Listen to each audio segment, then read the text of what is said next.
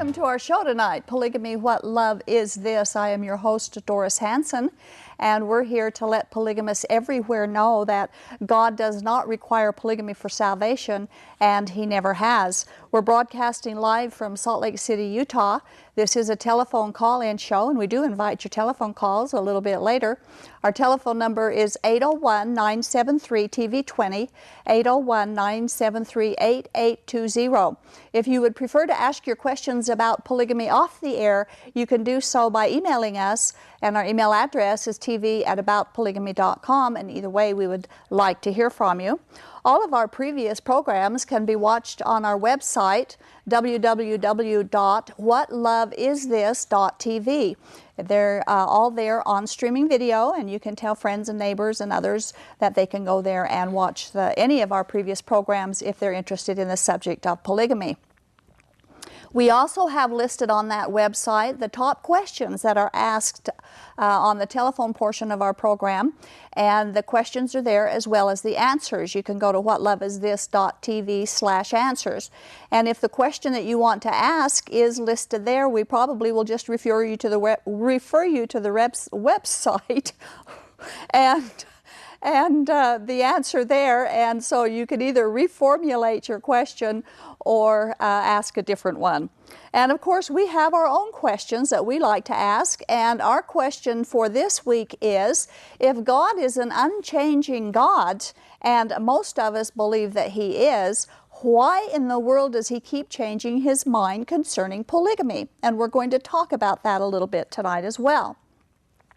We do have a monthly support/discussion group. We meet monthly, and our last discussion group was last Monday night. It was a very good time. We had a couple of new people come, and they enjoyed it.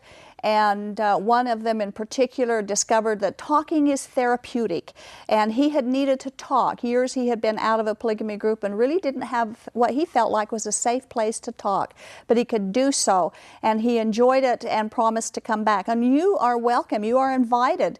If you have been involved in polygamy, past, present, or even if it looks like it's in your future, or if your life has been touched by polygamy somehow, give us a call. We'll give you the details. Our next meeting is March 15th, Monday evening at 6:30, and we would love to have you join us if your life has been touched with polygamy and you feel like that you need some questions answered or just people to talk to. You can also log on to our website, shieldedrefuge.org, and on there you can find out a lot about our ministry, about what we do. There's testimonies there of people who have come out of polygamy and never regretted a day of being out, of testimonies of people that we've helped get out of polygamy. You can donate to our ministry on that website.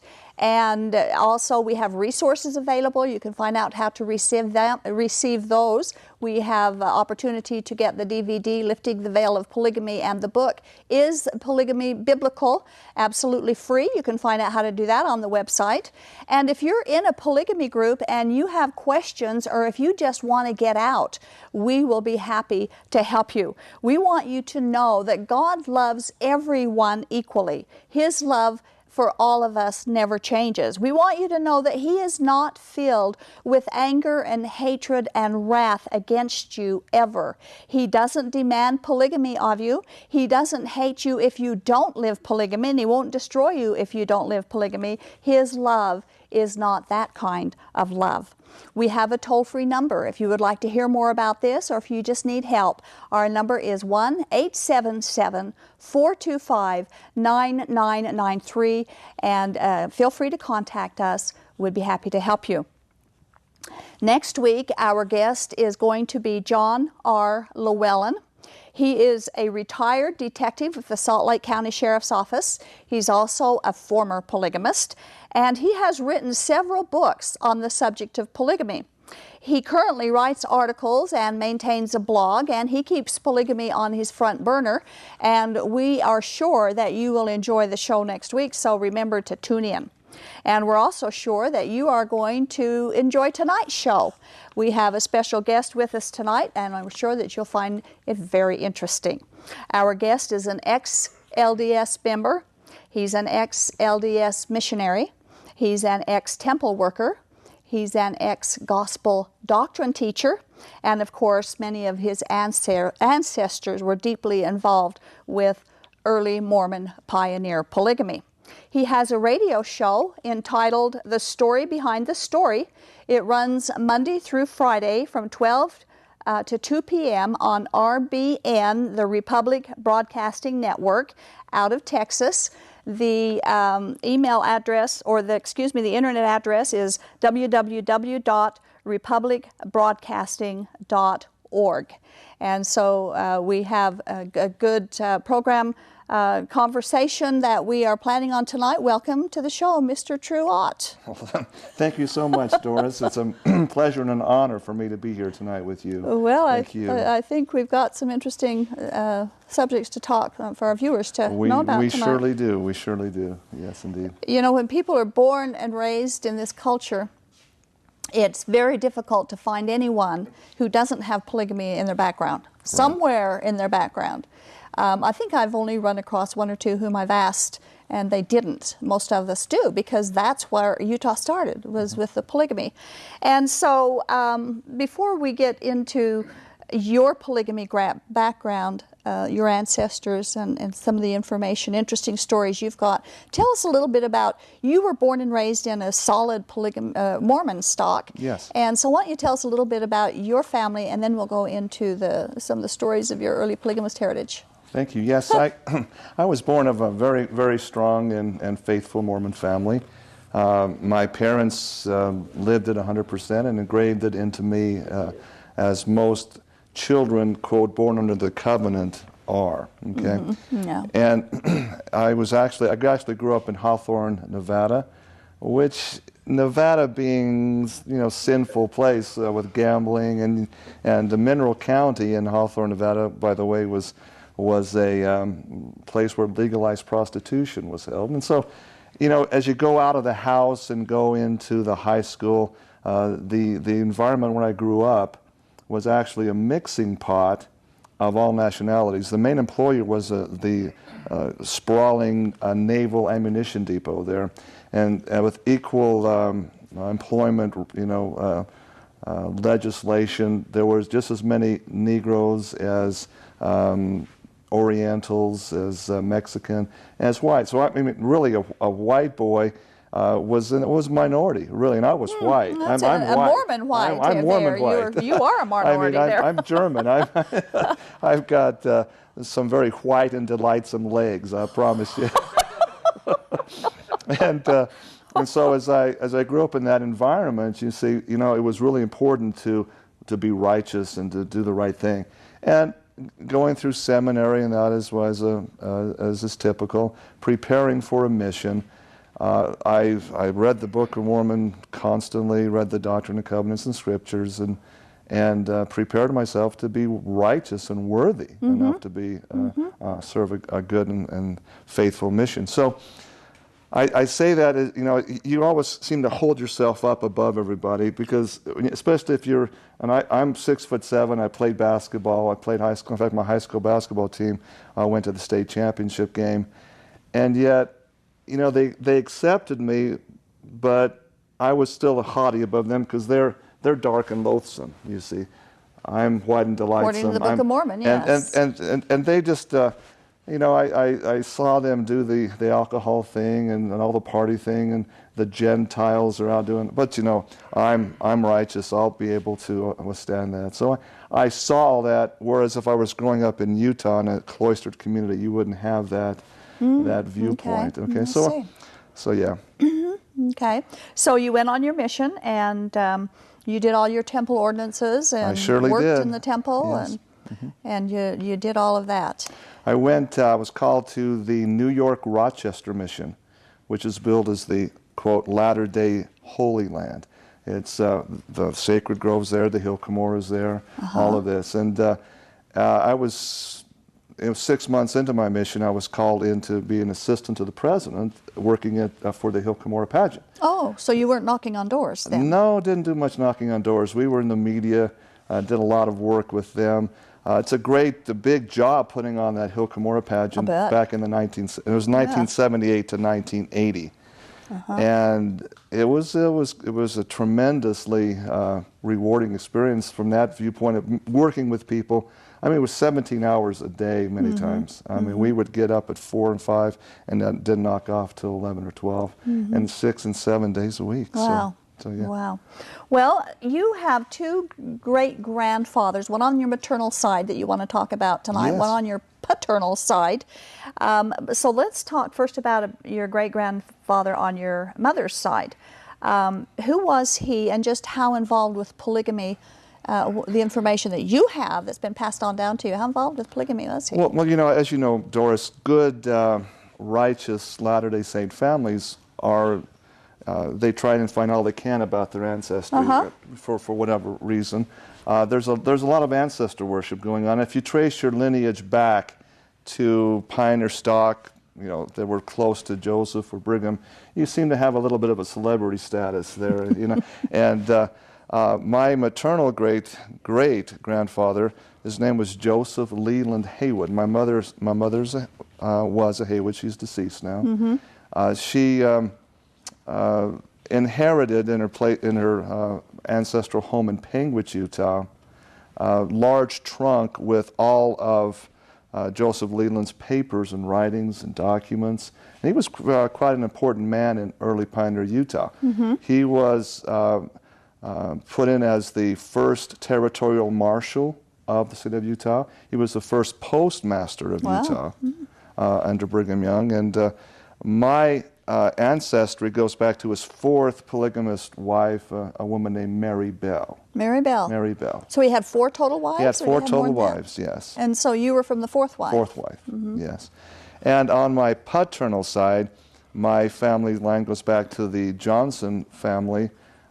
Joel Hills Johnson was a famous Utah early pioneer.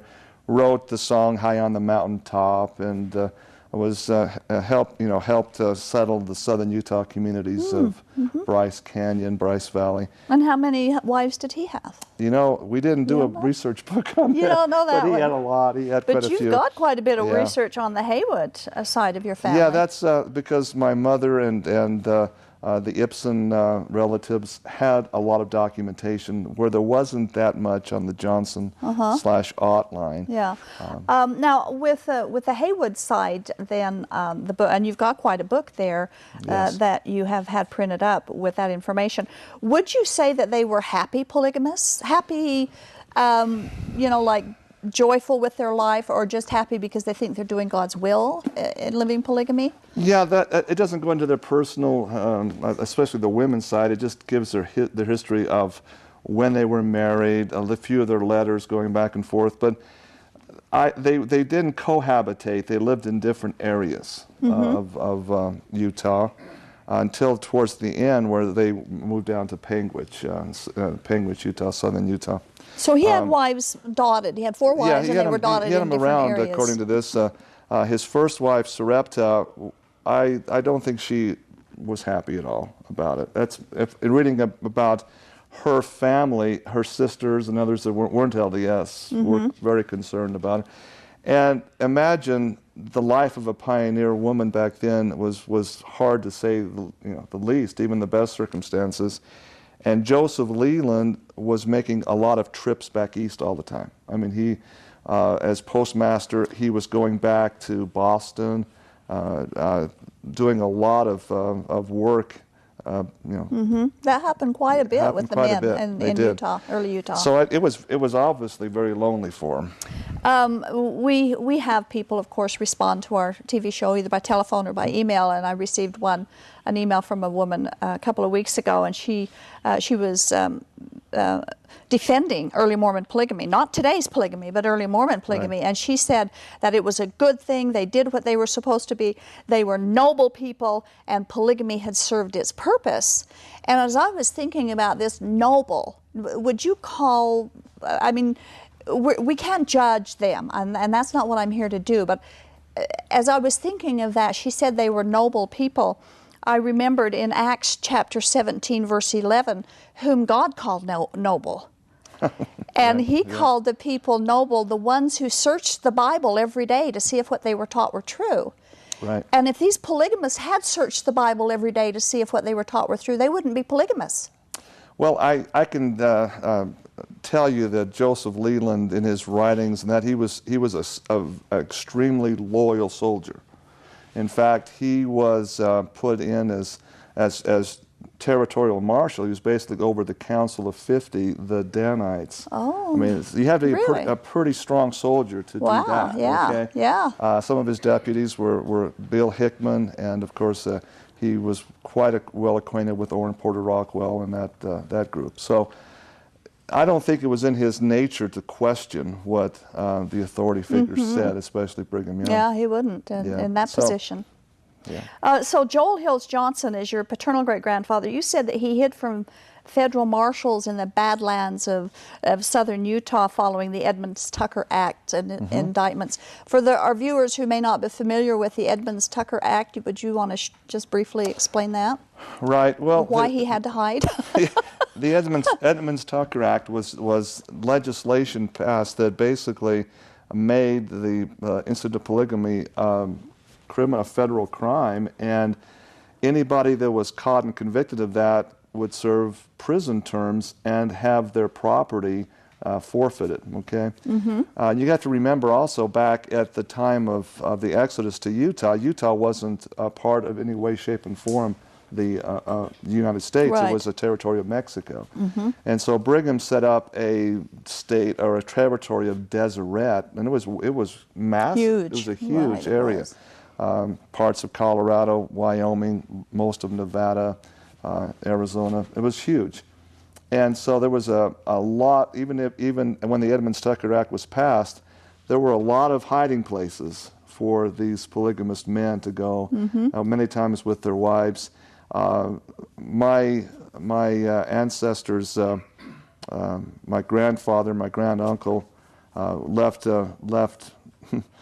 journals and diaries of the different hideout cabins and wherever they had them hid up. So they were busy dodging. They were artful dodgers back then. I think they learned to be too after that. A number of your descendants, you said, allied themselves with the FLDS, the early FLDS community, and in the Colorado City Hilldale area. And you said that it's your belief that Leroy Johnson, Uncle Roy, the FLDS prophet, is in your line of heritage. I believe that. I don't know that for sure, but most Johnsons that are tied in with that go back to Uncle Sext Johnson and the brother of Joel Hills. So yeah, there is that link. Yeah. So you were invited. You had gotten to know some people from FLDS community in 1984. 84. I came off my mission in 1980.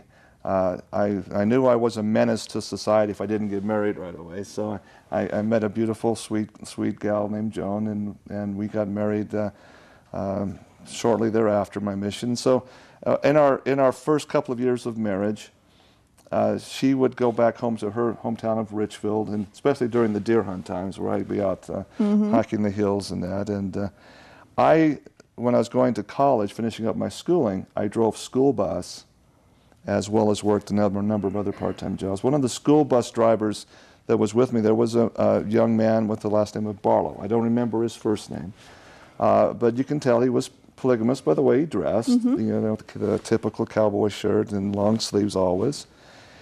And he was ostracized by virtually everybody that worked there. I mean, you could tell he was by himself and this and that. Well, we took a bus trip one time, and it was down to St. George on a basketball trip, and or maybe it was a football trip. But we sat there during the game and just visited and talked, and I was trying to convert him to Mormonism. You know, I'm strong. I know all this. Out of polygamy into Mormonism. But I didn't know anything about it. But I thought, well, if you're not Mormon, you can come and learn the truth, and we'll be fine. And he said, well, you need to come and see what we do.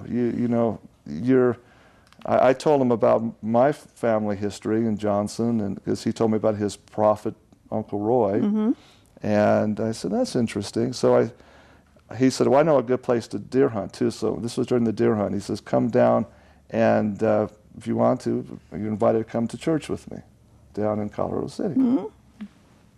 Interesting prospect. I'm secure in my faith. Yeah. I have no problem with that. I'll go check it out. And it turned into, you know, it wasn't just a meeting. He was so proud that I was there that he introduced me to the leaders. And I got to tell you, I was shocked with what I saw. Yeah? I was. Did you meet Uncle Leroy? I did briefly.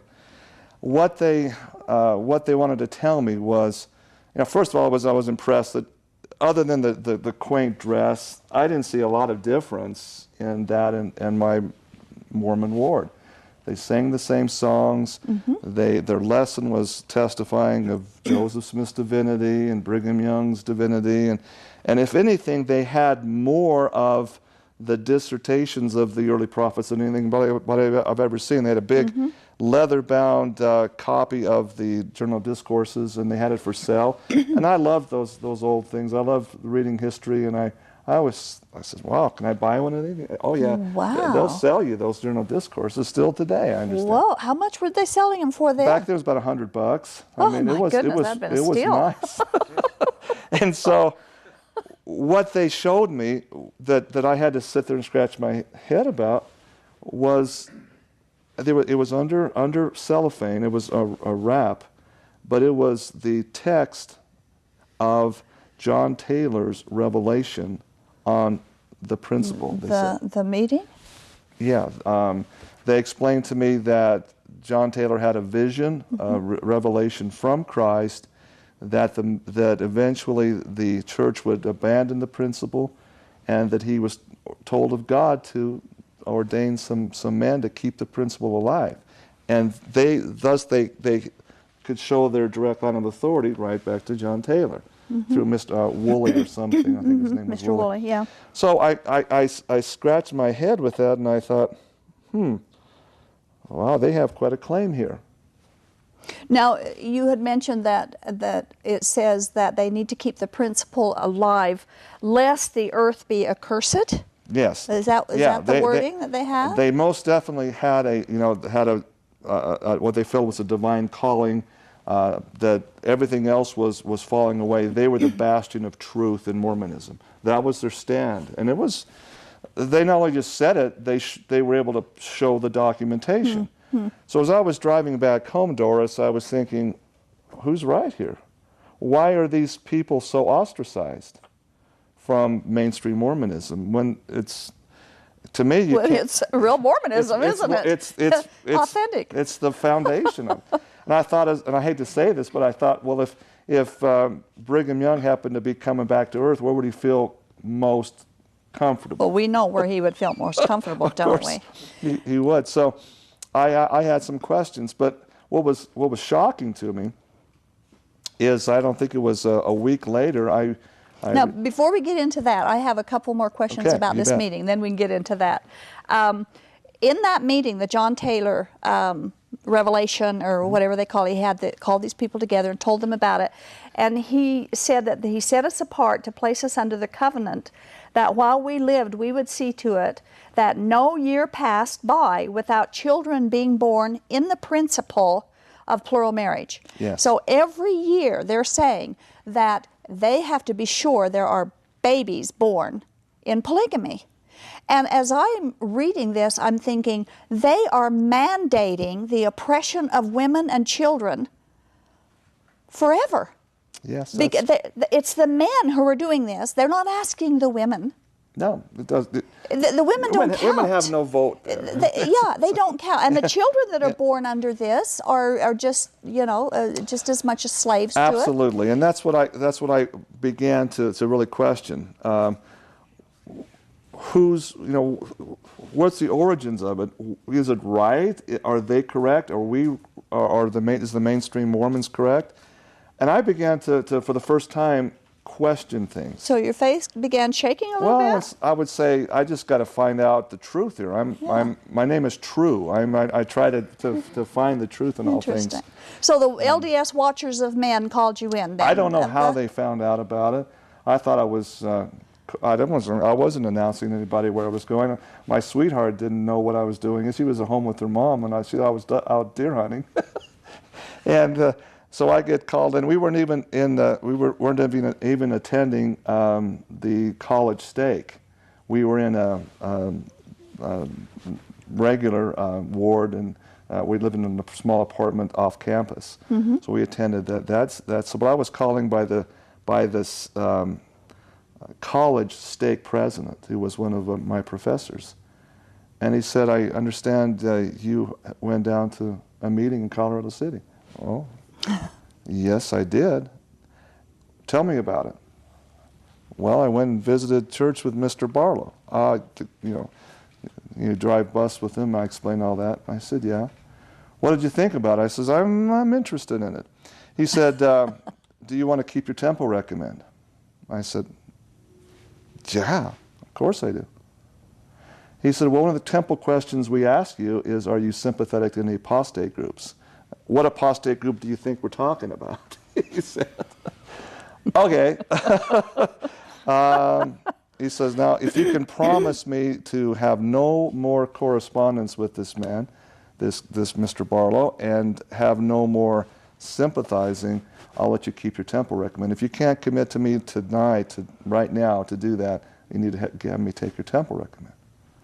Well, I'm terrorized. I'm sitting here. Okay, I'm sorry. One of the things that I'm still haunted about, Doris, is the way I treated that young man. The Barlow man? Yeah. The Barlow man? I shunned him in the most unchristlike way. Yeah, and I want to talk about that right now. First of all, I'd like to mention that we are opening up the telephone lines now. Our telephone number is 801-973-TV20, 801-973-8820. Give us a call if you have a question that you would like to ask either myself or Mr. Ott regarding what we're talking about tonight regarding polygamy or something else. We've talked about shunning on the show several times. People will call in or email me and say, oh, we don't shun, that's ridiculous, we don't do. And yet, I hear it all the time. I know they do. I know both polygamy groups and the mainline LDS church members will shun people if they leave or are sympathetic, like you're saying. And so I'm wondering with your call-in, are you guilty by association? When Jesus said, love your enemies and pray for them, should he have inserted there, love your enemies unless they're polygamous, but don't love them? That's exactly what I was thinking as I left that interview. I felt, well, if we have the truth, and truth fears no questioning or no investigation, Amen. Why don't we fellowship these brothers and sisters down there and teach them where they're wrong, like I was trying to do, and trying to give and take and understand. But no, it was clearly you do what you're told, and it was based on, again, returned missionary, newly married. The worst thing in the world would be to lose that temple privilege. See? So they pulled the plug on your free agency, and you used that as a threat. Basically did, yes. And so I really did begin to study after that, and as gospel doctrine teacher, I was called in to do that. After the meeting, you were after called this to do meeting, it? yes. Okay. Yeah, I mean, I'm sure it's still in my membership record. If I don't have one anymore, but back then I'm sure it followed me quite a ways. Yeah. But I began to find scriptural basis, or try to find scriptural basis to justify my polygamous past, my maternal and paternal history, as well as what I saw and experienced down in Colorado City. And I found out it's not of God. It wasn't. I knew it deep from finding it out, from prayer and study. I knew it was wrong, and I was grateful that the modern Mormon Church didn't do it anymore. But then there's a bigger problem, Doris. Yes, there is. Because you can't graft a live branch from a dead root. I mean, it just doesn't work. Well, isn't the biblical spiritual concept that the root is what produces the fruit? That's right. That's right. right. And the root is the early Mormon Church, and the fruit is what? The polygamy groups of today. Well, if you call it fruit, I don't. It's domination and dominion of the feminine spirit is what it is. It keeps the women so on a chain. And that's the problem with it, as I came to find out. And what's so sad about that, I think about it a lot, I study about it, talk to people about it so much. The women are born and raised, most of them are born and raised in the polygamy group, and they don't even realize that they're being oppressed. They just think this is the way it's supposed to be. They don't realize this is a great, big, wonderful world out there to experience and grow and blossom spiritually. That God gave them to do, not to be hidden away. And what I like found they out are. too, and logic. My logic is such that, like you said, God should never change with the basic commandments of morality. He's not going to tell you one thing and then change his mind that quick and say it's okay to do it. And I found in the original copy of the 1835 Doctrine and Covenants a clear and concise directive. Why don't you read that? That's the original Doctrine and Covenants. This is the original Doctrine and Covenants, section 101, verse 4. I don't know how I took and photocopied it and blew it up.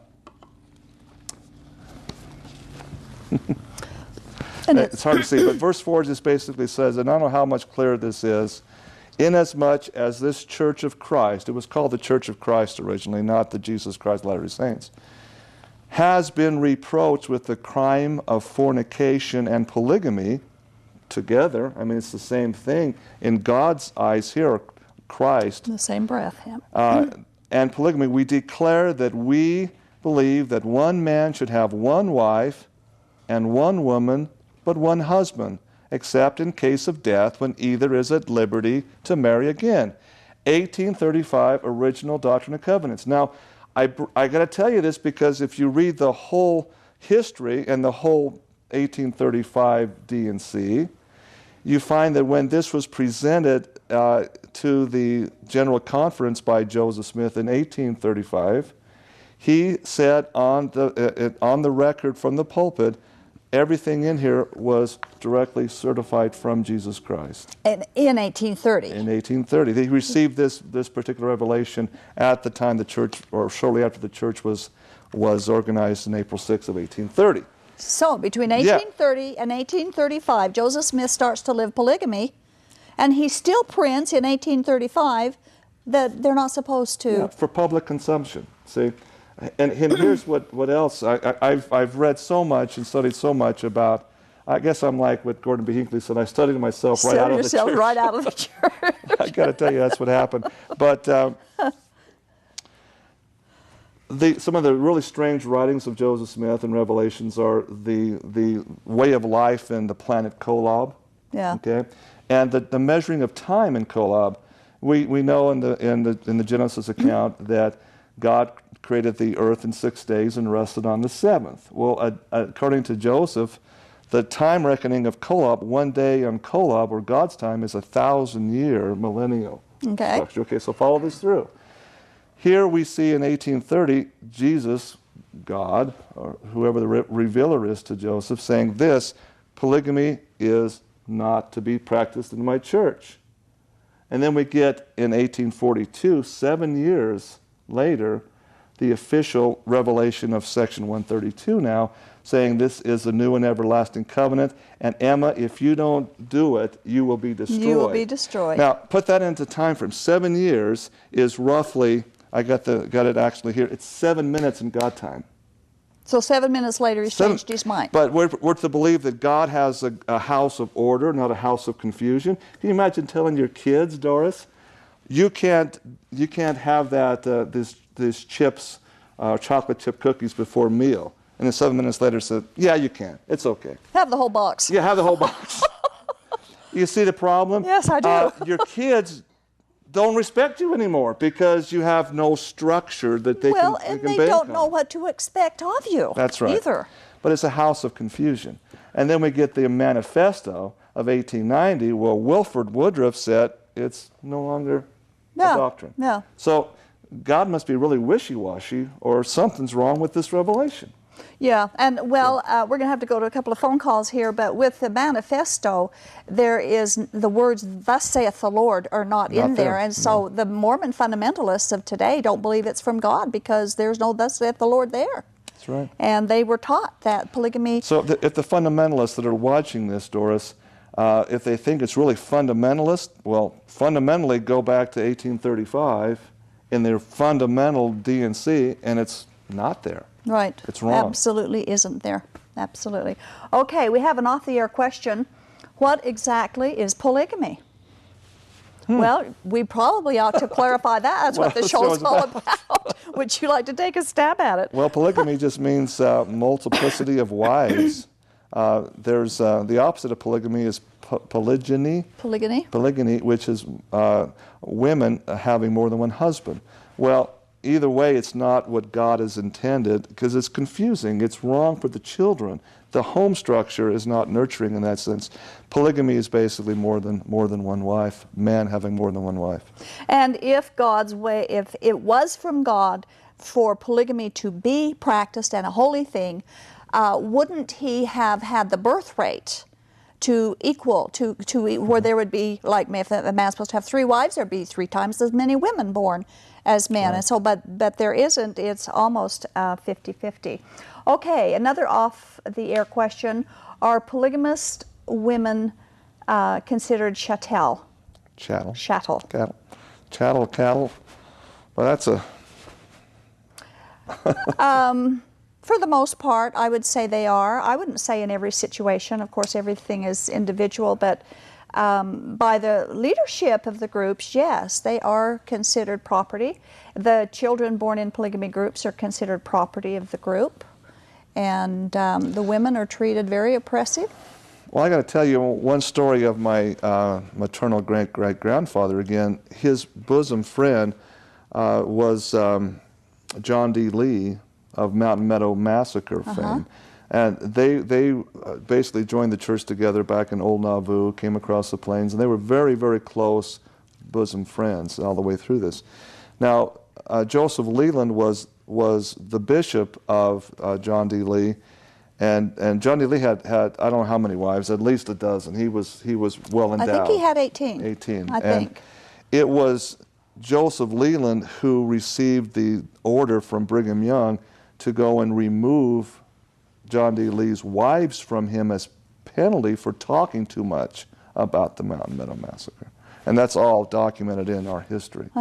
So in that sense, it was like, you don't do what we say. If you don't obey your oaths of silence and secrecy on the Mountain Meadow Massacre, you're going to be, this property is taken from you. So their reward or their discipline, it was a way to keep them in line. Yeah. And I'm sure that Joseph Leland didn't want to do that. I mean, it's clear in his writings that was one of the most unsavory things he had to do in order. Goodness. Yeah. You know, we read, that's where we read whether polygamy made people happy or not, when we read those kinds of stories. And they're going on today in other polygamy groups where the wives are removed, reassigned, and so on. Okay, we have line 1, a question from Bob. Hello, Bob. Hello. Hello, you're on the air. What's your question? Yes, hello. What I was wondering about was, like, if I remember right, you grew up in Tropic. Was your parents Stan and Louise Ott? Is that correct? That's them. Yes, sir. Oh, okay. Okay. Well, I knew you then. I'm quite a bit younger than you.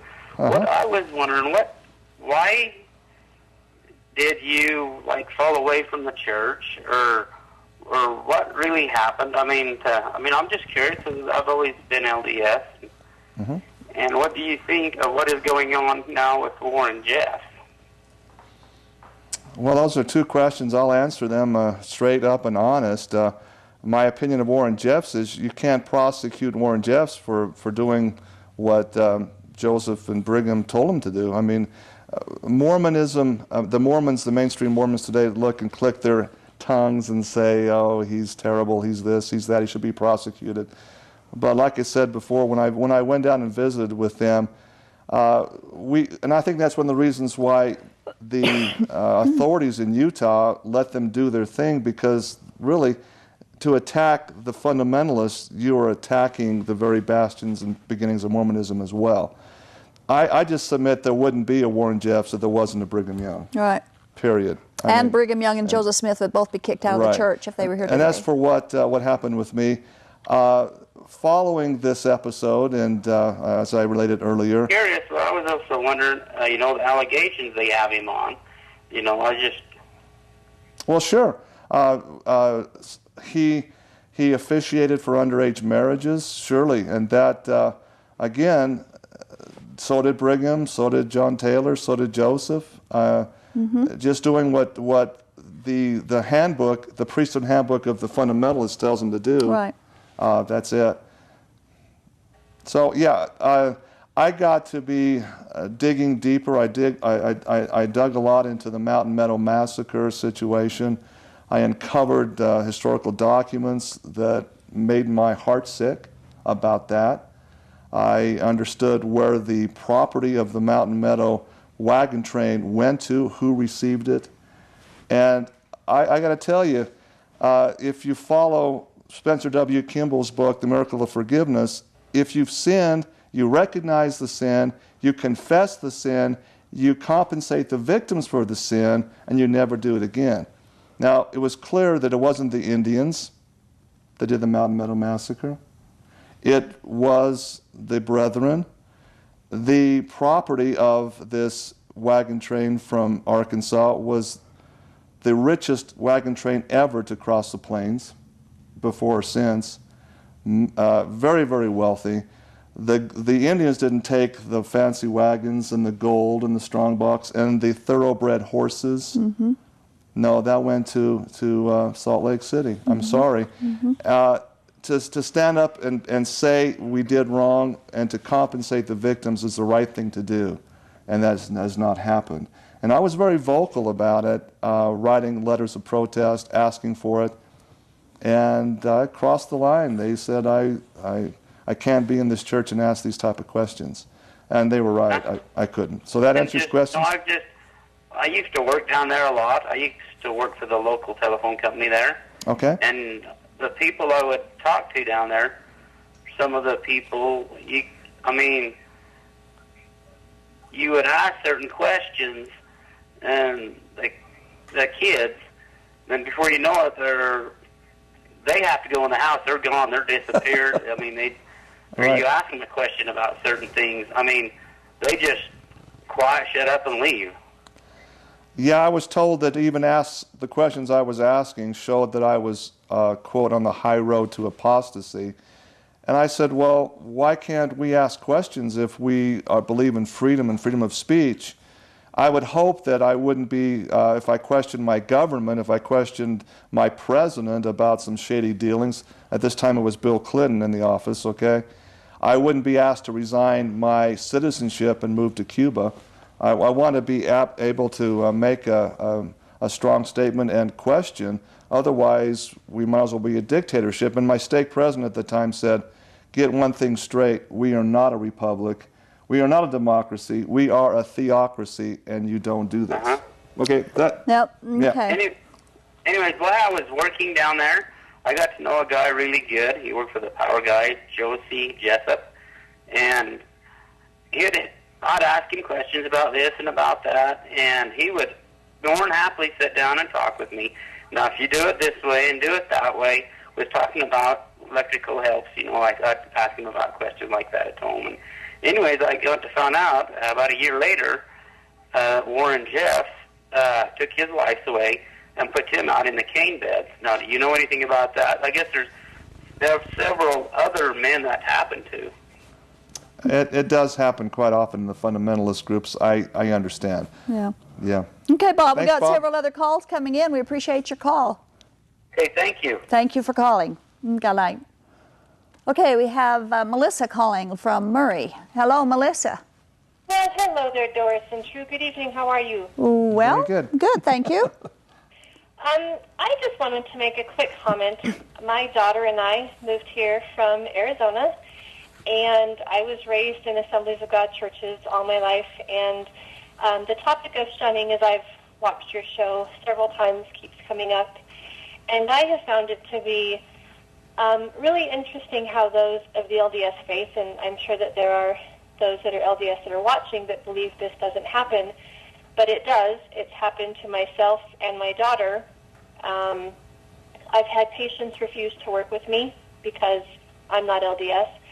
My daughter was told in first grade that I can't play with you because you don't believe in my Jesus. And my mom and dad have told me not to play with you because you don't believe in my Jesus.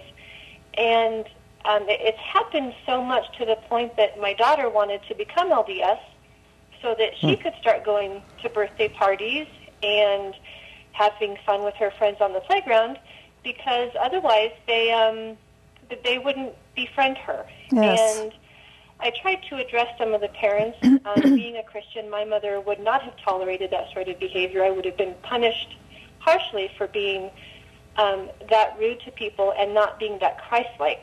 The commandment that Right. God gives us to love one another, I think that goes even to beyond people that are not of our faith. Exactly.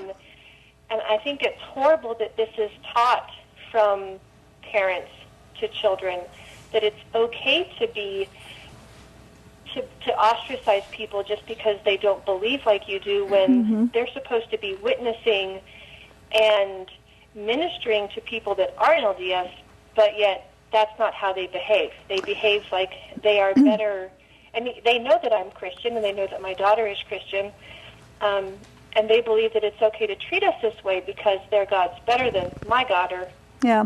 some such silliness. Melissa, And it's just been an interesting transition to move from somewhere that isn't predominantly LDS to a place where now it seems like we have to change, and I'm having to really, really instruct my daughter. Yes, Melissa, she we doesn't do want anything to do with them. We do And appreciate she your thinks- call, Melissa, and Okay. what you're saying is absolutely true. We have talked about this a lot on the show. The sad part is, two things I picked up in your conversation here is the LDS are coming to you or to your daughter and saying that you don't believe in their Jesus, and yet we've come on this show and we have said and compared the biblical Jesus with the Mormon Jesus and said that you don't believe in our Jesus, and we get just inundated with dirty phone calls and emails, and yet turnabout's fair play with them. It doesn't make sense. Anyway, we've got other things to go to. Melissa, we're sorry you're treated that way, but we do have an awesome God, and it sounds like that you know Him very well. Thank you. Thank you. Did you want to say? No, I just want to say, Melissa, just stand strong in your beliefs. Don't succumb to the peer pressure, because that's really what Mormonism is more than anything now. It's a social structure, and there's such peer pressure to conform. That's a hallmark of a cult, not of a religion. Right. Okay? You got to say it. Thanks. Great. Thank you. Thanks, Melissa. Thank you. Good night. Good night. Okay, we have two off-the-air questions here. The first one is, do LDS believe non-LDS are evil, and why? Well, I guess it's a yes or no answer. Why? I don't think they're evil. I think there's condescending to them. They look down on non-LDS as a lower rung of human, okay? Not so much evil, but if they conform and toe the line and swear loyalty to the faith, then you're not evil anymore, or you're a higher rung. Okay, it's celestial kingdom mindset versus terrestrial kingdom. They don't call anybody evil. Yeah. But and now with the polygamy groups, of course, there's so many different groups, and although they have the basic doctrines of polygamy, each group is operated with a little bit different focus and prospects.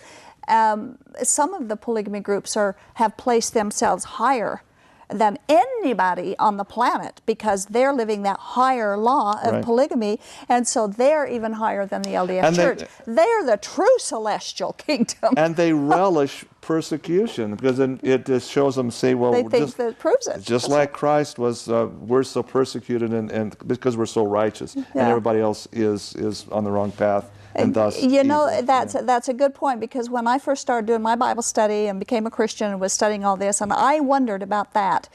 And so I did the study and looked, and Jesus said, blessed are you when you are persecuted for my name's sake. And I realized that they weren't persecuted for the name of Christ. They never were, not while I was in the group. They never were. They were persecuted for polygamy and for thinking Jesus and Satan were brothers and other things, but they were never. Well, and I don't want to draw this comparison per se, but there's a persecution complex among the Wiccans as well. They're pagan religions that are coming in. Oh, we're persecuted because you just don't understand us, so we need to have equal rights through that. So, yeah, just because you're persecuted doesn't mean you're truly of Christ. Right, absolutely. In fact, Peter said, if you're going to be persecuted, make sure it's for the right reasons. Yes, absolutely. Okay, number 2 question off the air. Does LDS doctrine say one is required to have more than one wife to get to highest level of heaven? That's a good question, very good question. The new and everlasting covenant, as outlined in the Doctrine and Covenants section 132, we're talking about the modern Doctrine and Covenants. Yes, indeed, that has never been rescinded. It's still there. It's still doctrine. And as a gospel doctrine teacher back in my time, it's not popular to say it in public, but internal in the priesthood lessons and things, the celestial kingdom is polygamy. You cannot enter the celestial kingdom without the new and everlasting covenant of plural marriage. So, in a very real sense, mainstream Mormonism are still polygamists, spiritual wife polygamists. Though they're not in this life, they know that to become a god, they must have more than one wife. So that's what they taught, and that's what it is. That's what the fundamentalists do. Okay, we have another off-the-air question, and then we have a phone call. Quickly, we'll do the off-the-air question. Did God command Abraham to take 2 wives? No, he did not. The Mormons teach that he did. They also teach Isaac was a polygamist, and he was not a polygamist. But Sarah gave her maid Hagar to Abraham. She admitted it was the wrong thing to do, and she also admitted that it was wrong for Abraham to take Hagar.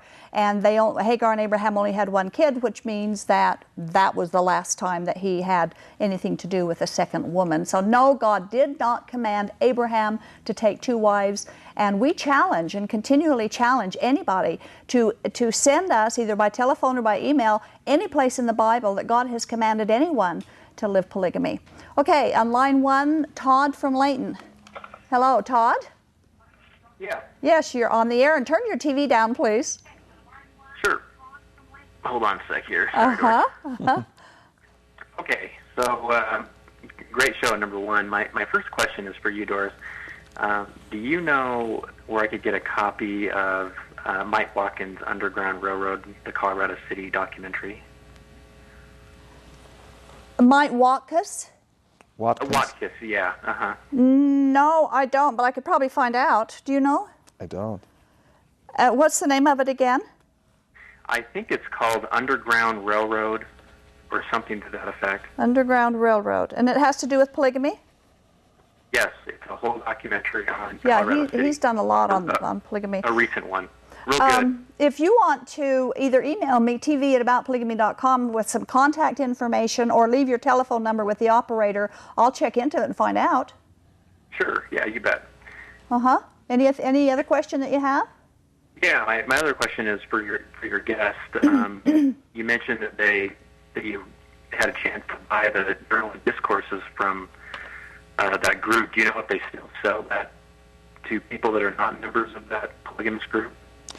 They surely offered to sell it to me, and if I had an extra $100 bill in my pocket, I would have. He offered to bring one back when he went back to school if I were to call him.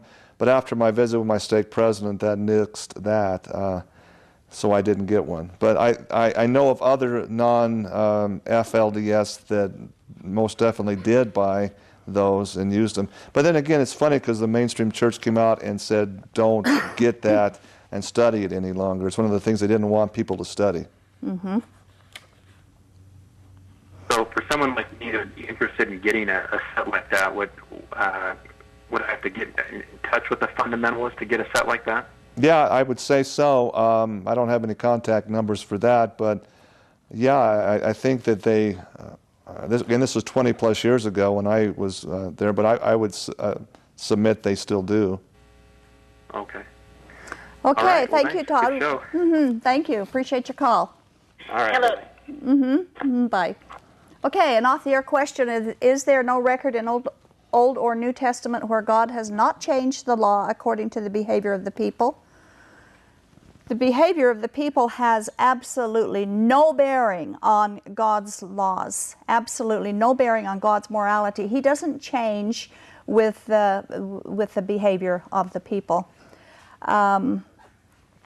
We're getting to the end of the show now, and we want to thank all of you who have called in. Thank you, True, for coming. And I'd just like you all to know he's coming back again in March, and we're going to be digging into another subject relative to the subject matter that we've talked tonight, and so we look forward to that as well.